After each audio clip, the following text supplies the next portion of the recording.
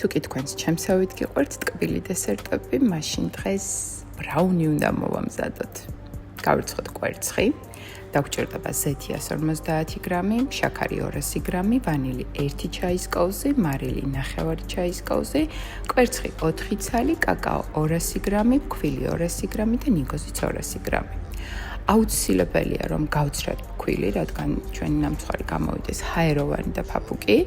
შემდეგ თაში 4 კვერცხი გავტეხოთ, შაქარი დავუმატოთ და კარგად უნდა გავთქვიფოთ, რომ შაქარმა მოასწროს გადნობა. ამის შემდეგ დავუმატოთ კაკაო. ესეც კარგად უნდა გავთქვიფოთ.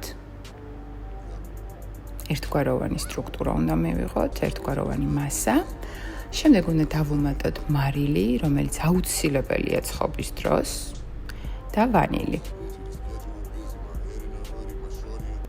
ამის შემდეგ ჩვენ ვუმატებთ ზეთს იმისთვის, რომ ნამცხვრის მასა იყოს რბილი. და ბოლო ეტაპზე ქვილი დავუმატოთ. ასევე ნიგოზი და შევდგათ ღუმელში 180 გრადუსზე 40 წუთით. გემრიელად მირთვით.